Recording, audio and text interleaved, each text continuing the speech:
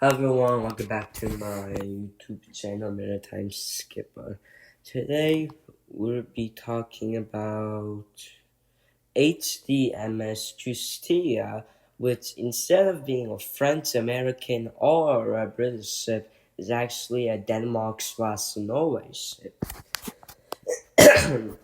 HDMS Justitia was a ship of the line designed by Ole Jukurit, built at Nyholm, Copenhagen for the Royal Danish Norwegian Navy. I hope you all enjoy, and please invite more of your friends to come watch and subscribe to my YouTube channel, as I am really trying to get to 2 subscribers. Thank you.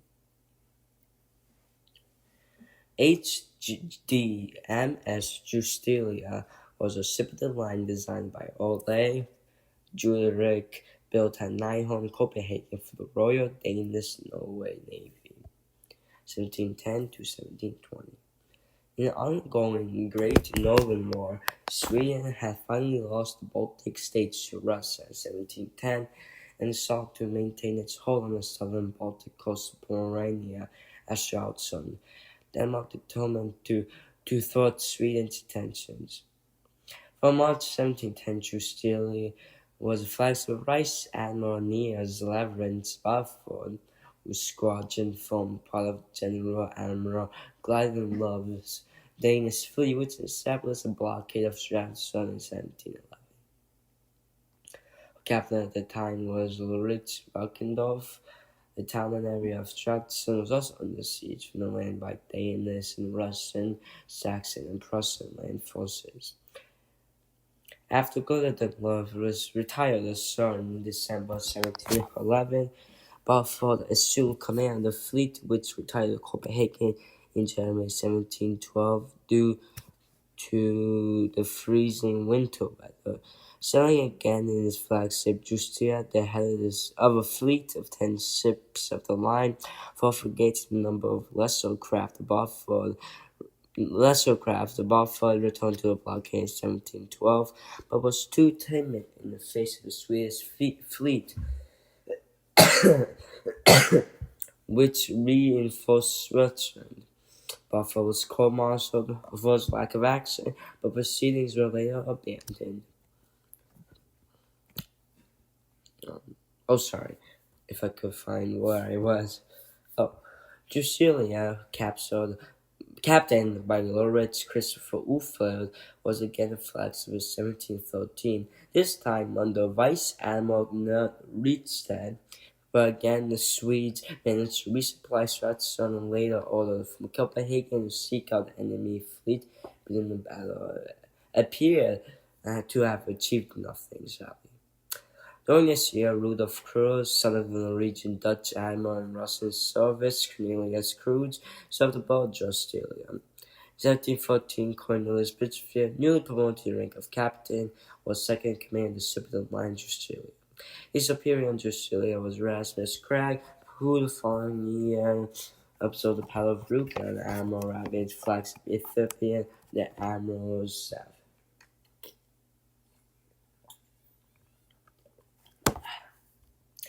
Vice Admiral Tristan Thomasin Sudhold flew his flag from Justitia as commander of the vanguard of Rabin's fleet, which was sent 9 July 1715 to Pomerania to ensure passage of troop transports of 6,000 men to the forces besieging Charleston. When the Swedish fleet appeared in overwhelming forces, Admiral Rabin retreated many part of the Danish fleet to the Old Sonograph reinforcements, leaving the sailing on the squadron to occupy the Swedes' attention without actually engaging. As Admiral Rabin returned with the requested reinforcements, his surgeon was removed from Justitia, and Vice Admiral Justitia, who had been active on several ships since 1712 in the fleet blockading Southampton, took over. Justitia was on a flagship of the rear guard as the Swedish fleet was engaged on 8 August 1715 off Jasmine, northeast Rügen. One of the many dead was Admiral Drew. Christian Koenig, whose conduct During the August battles, Captain of Danish ship Nelbaden was subject to investigation, was appointed Captain Justitia in August the following year.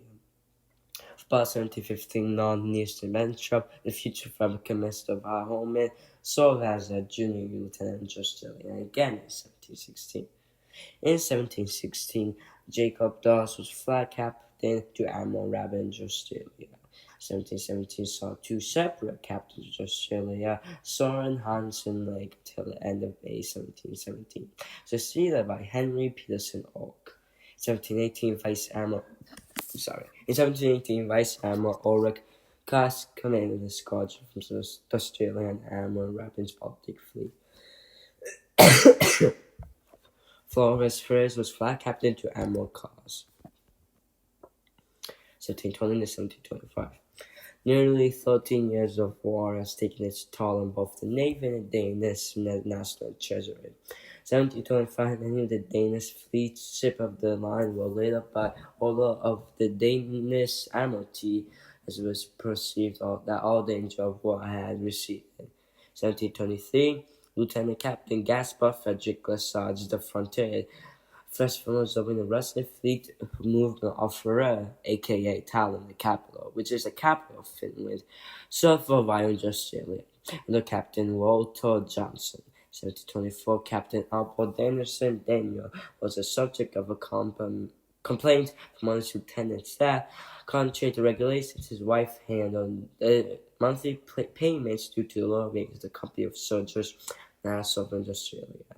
The ensuing court martial found against Captain Danielson, allowing him to take voluntary retirement with promotion in 1726. German Jensen, who after a 2-year voyage with the Danish East India Company, was appointed captain of Justitia on 1 January 1725. Moved on to captain on 1726, Justitia appears to have been laid up along with parts of the Danish fleet dilapidated by war for some 15 years, 1739 to 1751. Plans for that cabin of iron, in quotes, possibly a gallery, were drawn up in 1739 by the new fabric mass, aka were drawn up in 1739 by a new fabric master, which means chief naval architect in English, D. Thurber, and Justitia was brought back to service by 1743. Tensions were rising in the Baltic with the Swedish Delacan Rebellion, which was in 1743. When they were made.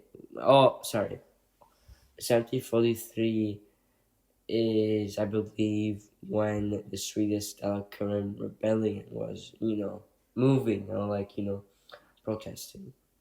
And the rest of Swedish War, 1741 to 1743. Justitia acted as Admiral Jens Ropon flagship with John Christopher Holtz as flag captain in the summer of 1743. The entire Danish fleet was commanded by Lieutenant Admiral Frederick Dansford Sampson, son of Ulrich Christian Guardian of a bullet buff. This display of force was the last act of the ship, Justitia, which was decommissioned and broken up, which means scrapped in 1751.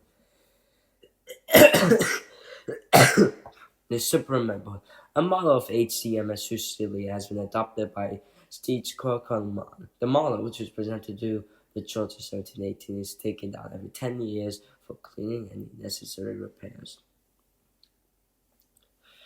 Well, that was the interesting and nice and fun story of the HDMS Justitia. Thank you all for watching, and be sure to subscribe and share my channel to your friends, family members, anyone that you know that's like to try and get to 200 subscribers. Like I said before, I asked one of my friends to subscribe. For some reason, it went all the way back to 12. Thank you all for watching, and I'll see you next week. Remember, we have one more video before we head into the age of the 1800s, which introduced the paddle steamer and the propeller. Goodbye.